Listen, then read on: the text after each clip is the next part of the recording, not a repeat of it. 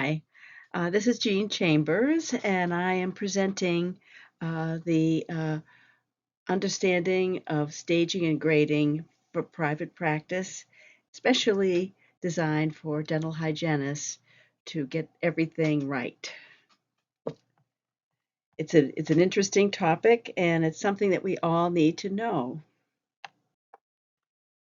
So staging explained. Staging is related to radiographic bone loss only.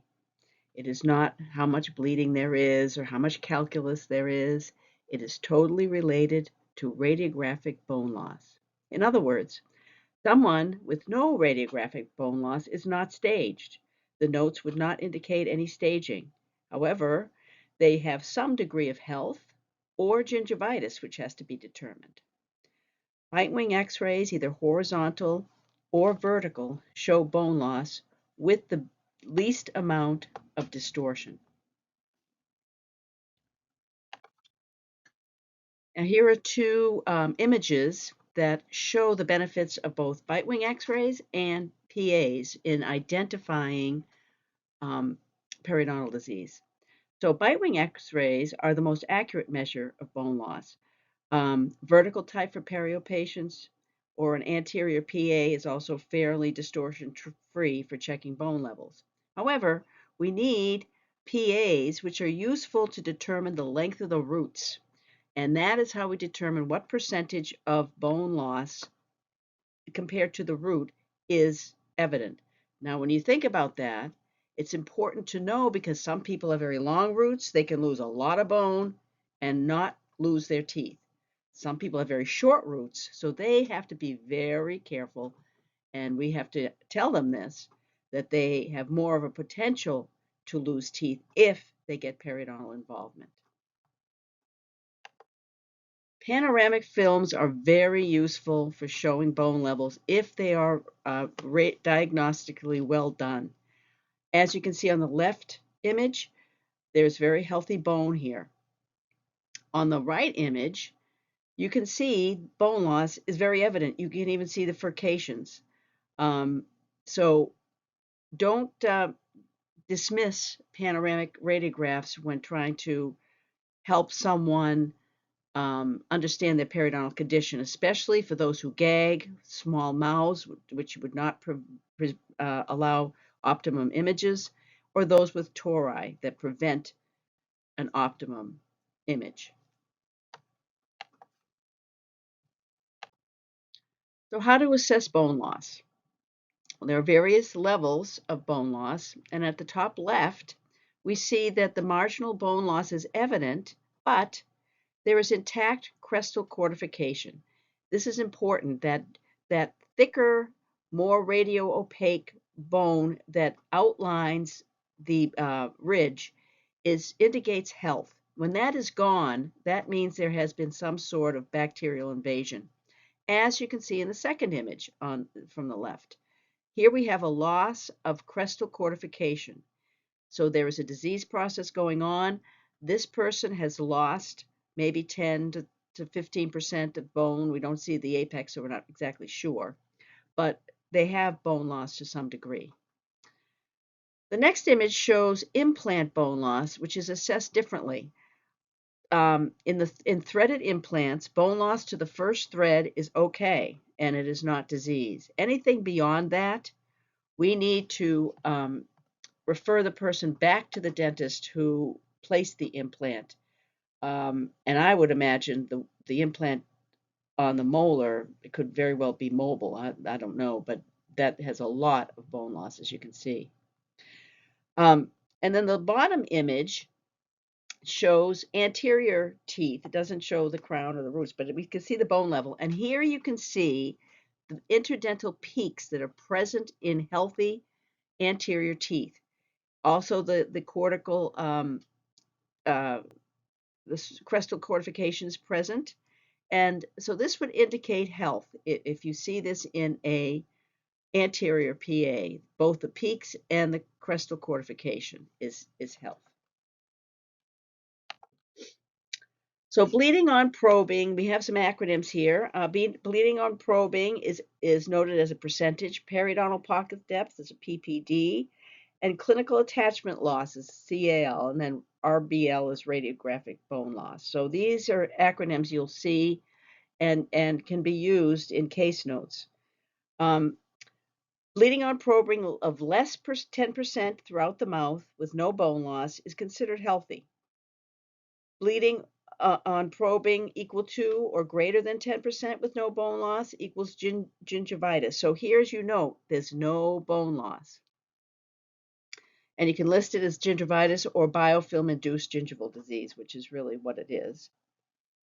Periodontal pocket depth must assess bone level evidence. So you have to look at the radiographs when you get a 5-6 millimeter pocket and see, does the bone loss correspond to that pocket depth? If you see someone with healthy bone levels and they've got a 6 millimeter pocket, what do you have? You have inflammation. That is different than a pocket depth related to true bone loss. So that is really needs to be emphasized and looked at when someone is charting a perio chart. Make sure that it's and to note that there is false pocketing throughout due to inflammation and not to bone loss. You have to determine the extent. Less than 30% of dentition is localized for bleeding on probing and for bone loss also. Greater than 30% is generalized. So, continue explanation of BOP, PBD, and CAL. As I just said, bleeding 10% to 30% is localized, greater than 30% is generalized gingival disease. And then a little bit about clinical attachment level. Facial clinical attachment level is not disease unless it is related to interdental bone loss, and that you can verify interdental bone loss through radiographs. So people who have a thin buccal plate, you need to note that, and if they have gingival recession, it is a different situation than someone who has exposed roots on the facial and also radiographic bone loss and loss of tissue height interproximally. So these are things you need to determine. So the stages, here we have the stages of radiographic bone loss and how we determine stage 1 through 4. Stage 1, bone loss is less than 15% of the coronal portion of the root. Stage 2, bone loss between 15 and 33% of the root. Stage 3 is greater than 1/3 of the length of the root. Again, we need to determine the length of the root. And there is no loss of teeth to periodontal disease. Stage 4 is bone loss greater than the third of the root.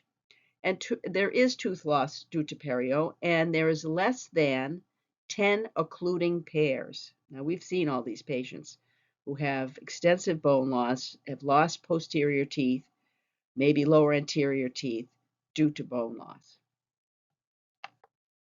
So stage 1 in more detail. Pocket depth is 3 to 5 millimeters. A class 1 furcation is okay in stage 1. Radiographic bone loss is less than 15%, and you must discount false pocketing due to inflammation. I can't emphasize that enough because we can tell people they have disease, periodontal disease, when it's just inflammation, gingivitis, that could really create what seems to be a pretty deep pocket, but there's healthy bone underneath. So they need to understand that this could progress, and inflammation in any form is not healthy. Stage 2 in more detail. Pocket depth is 3 to 5 millimeters, 15 to 33% of interdental bone loss radiographically. No tooth loss to periodontal disease. Stage 3, radiographic bone loss is greater than 1/3, so it could be 50%. But no tooth loss to perio.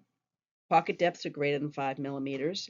There's no bite collapse, no flaring, and no drifting due to bone loss in stage 3. Stage 4, bone loss is again greater than 33% with pockets greater than 5 millimeters and more than 4 teeth lost to perio. Less than 10 occluding pairs of teeth. So again, that's a pretty severe case, and that is a stage 4. So grading, that is the other portion of this activity, and you need to understand that you need to have a history in order to grade a person. So our previous perio chart and radiographs available for comparison. Grade is related to the progression of disease, and so if the radiographic history is available and bone levels have been constant over a period of time, then that person is a grade A. So the grade relates to the progression of disease, and there are modifiers, which I'll discuss too. But if there's no change in radiographic bone loss or true pockets over a 5-year period, the grade is A. Grade can change, stage does not. Once you've lost bone, you've lost it. And even osseous surgery does not necessarily raise the bone level. It may make it disease-free. That's different. But it usually does not change the bone level. Grade modifiers. Diabetes and smoking are the two big ones. A person is grade B if well-controlled diabetes, grade C if the HbA1c is over 7. And most people know who have diabetes, they know their level. Smokers who smoke more than 10 cigarettes per day are automatically at grade C because you automatically have a more rapid loss of bone when you are an active smoker. And for grading, the worst affected tooth is used as the identifier. And for staging as well. If you have localized areas with 50% bone loss, that person is at least a stage 3, but it's localized. So maybe in the lower anteriors.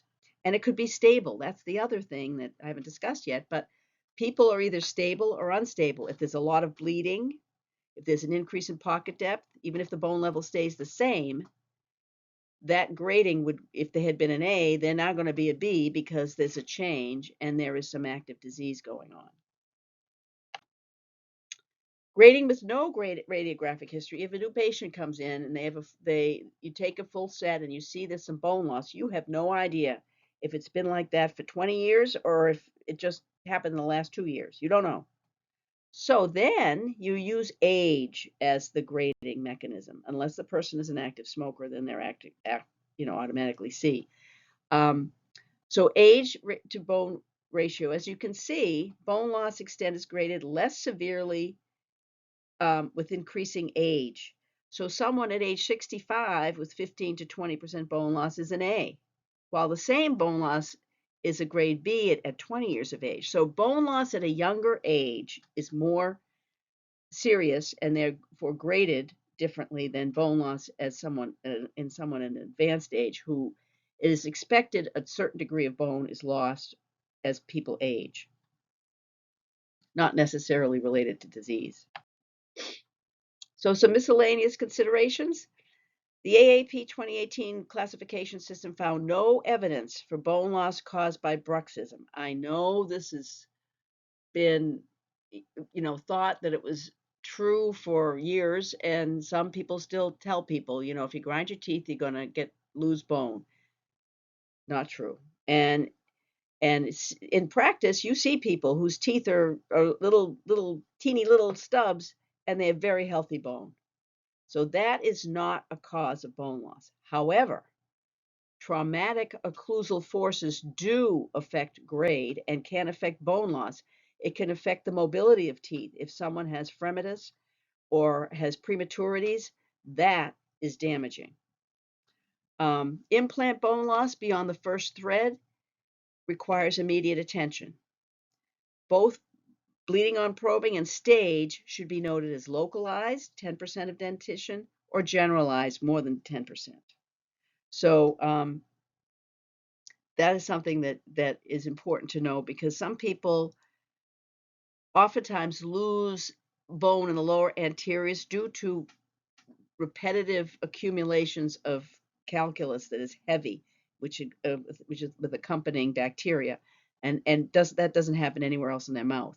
So that is a localized case and requires, attention. So what about the healthy mouth? All adults need to be considered from a periodontal standpoint with a yearly perio chart, a diagnostic radiographs, and an interval that is aligned with risk. If someone has no bone loss and no restorations, they do not need a full set of radiographs every 5 years. They just don't. However, someone with periodontal disease, different story.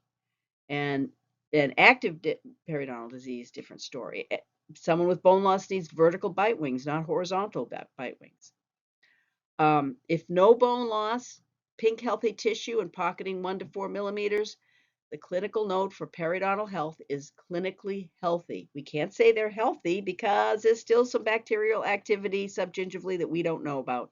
And who knows, maybe a year from now, they'll begin to show evidence of bone loss. But as we see them at that point in time, they're clinically healthy.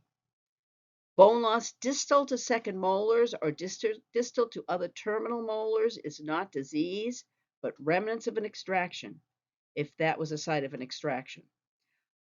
So a lot of times we see, especially in adults, when they wait until they're 40 or 50 to have third molars removed, we will see root exposure on the distal of the second molars. That is not considered periodontal disease. It is considered the effect of the extraction.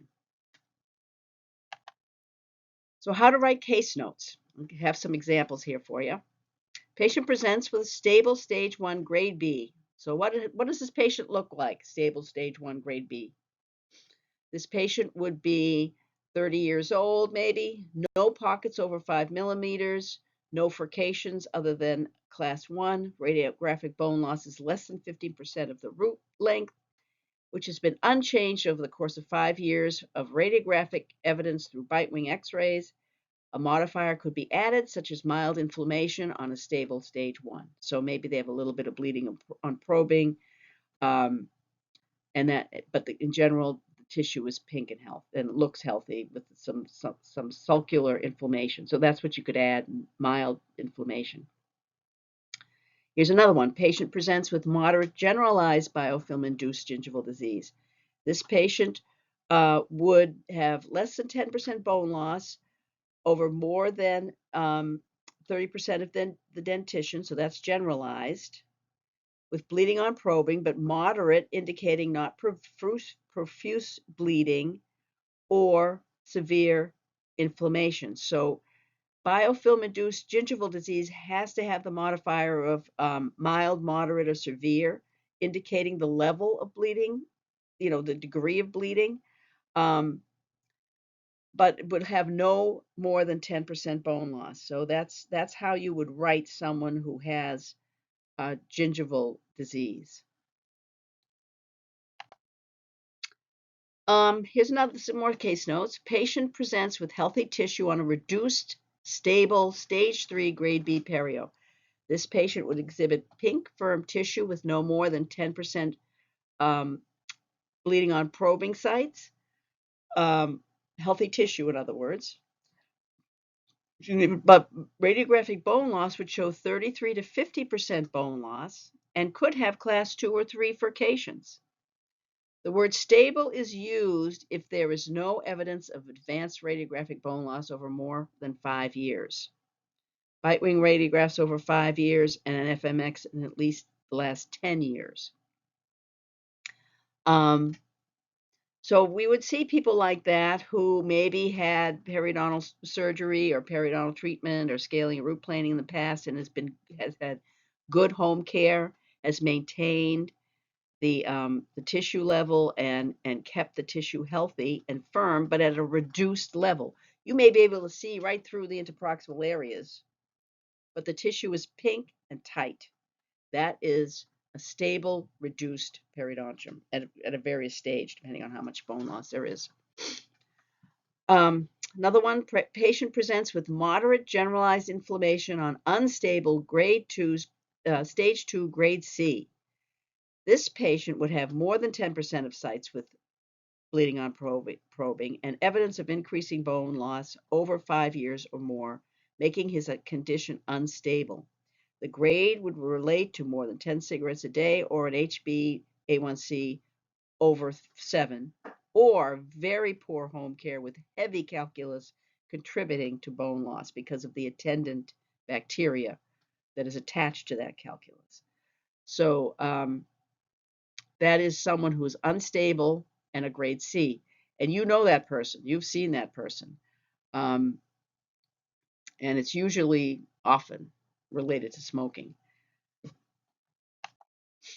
Okay, so here's my sources of information. The Journal of Periodontology, Volume 89, Special Section 1, Proceedings of the World Workshop on the Classification of Periodontal and Peri-Implant Diseases and Conditions.